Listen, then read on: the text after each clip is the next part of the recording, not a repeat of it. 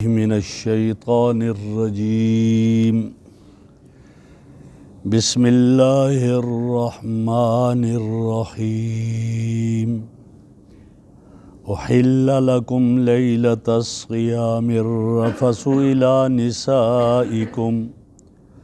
ہن لباس لکم وانتم لباس لہن علم اللہ انکم کنتم تختانون انفسکم فتاب علیکم وعفا عنکم فالآن باشروہن وابتغوا ما کتب اللہ لکم وکلوا واشربوا حتی یتبین لکم الخیط الابیض من الخیط الاسود من الفجر ثم اتموا الصیام الی اللیل ولا تباشروہن وانتم عاکفون فی المساجد تلک حدود اللہ فلا تقربوها کذالک یبین اللہ آیاتہ للناس لعلہم یتقون۔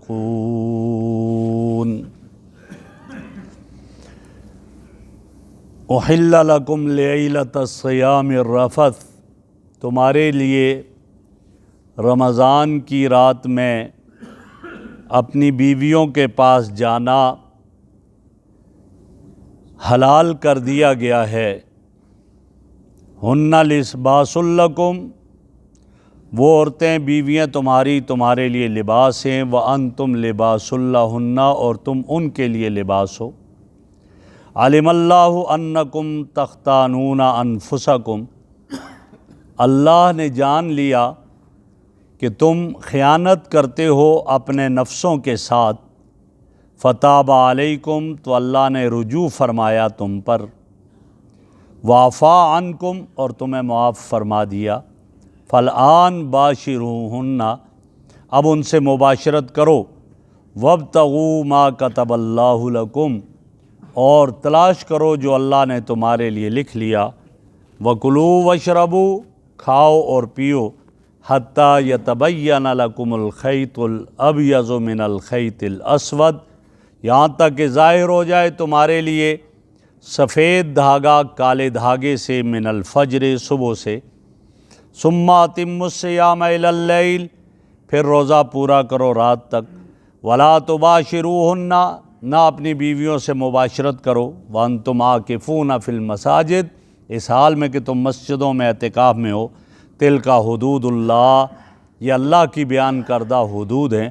فلا تقربوها، ان کے قریب نہ جاؤ، کذالک یبین اللہ آیاتہ، اسی طرح اللہ رب العزت اپنی آیات بیان کرتے ہیں، نشانیاں، للناس، ان لوگوں کے لیے، لعلہم یتقون، تاکہ وہ تقوی اختیار کر لیں۔ میرے محترم بزرگوں اور دوستو، اس رکوع میں پہلے روزے کا تذکرہ آیا، پھر رمضان کی فضیلت آئی، اور درمیان میں اللہ رب العزت کے بارے میں ایک عقیدہ بیان کر دیا کہ اللہ شرک سے بھی زیادہ قریب ہیں۔ اب پھر روزے کے احکامات بیان کیے جا رہے ہیں۔ ابتدا میں جب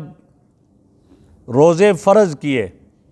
تو یہود 24 گھنٹے کا روزہ رکھا کرتے تھے، لیکن مسلمانوں کے لیے یہ کیفیت تھی کہ یہ روزہ جب افطار کرتے تو افطار کرنے کے بعد ایک یہ صورت ہوتی کہ عشاء تک یہ کھا پی سکتے تھے، بیویوں سے ہم بستری بھی کر سکتے تھے، اور عشاء کے بعد اب انہیں کھانے پینے کی اجازت نہیں، اب ہم بستری کی اجازت نہیں، پھر روزہ شروع ہو جاتا تھا، پھر دوسرے دن افطاری تک۔ اور یہ بھی تھا یا کہ جب یہ کھاتے پیتے افطاری کر لیتے، اب اس کے بعد اگر یہ سو گئے تو سونے کے بعد دوبارہ کھانے پینے سے ممانعت، ہم بستری سے ممانعت، سونے سے پہلے کھا پی سکتے ہیں، اب آنکھ لگ گئی سو گئے تو پھر نہیں کھا پی سکتے تھے، ابتدا میں یہ تھا۔ چنانچہ ایک صحابی ان کے بارے میں آتا ہے جن کا نام صرمہ بن قیس تھا، کہ وہ کاشتکار تھے، کھیتی باڑی کا کام کرتے تھے، زمین میں روزے میں تھے۔ اب گھر آئے شام کے وقت، تو گھر آئے تو گھر والوں سے کہا بھائی کوئی کھانا وغیرہ ہے؟ اب ان نے کھانا تیار نہیں کیا ہوا تھا، تو گھر والوں نے کہا آپ بیٹھو میں کھانا تیار کرتی ہوں۔ وہ کھانا تیار کرنے لگی، بعض روایتوں میں ہے کہ پڑوسیوں کے یہاں چلی گئی کھانا لینے کے لیے، آئیں تو یہ سو گئے تھے، ان کی آنکھ لگ گئی تھی۔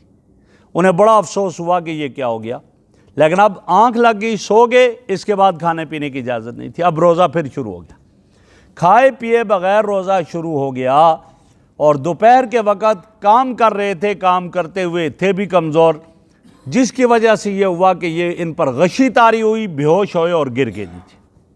جب یہ بے ہوش ہوئے اور گر گئے تو اب نبی اکرم صلی اللہ علیہ وسلم کے سامنے جب یہ تذکرہ ہوا تو اس وقت قرآن کریم کی آیت اتری اور فرمایا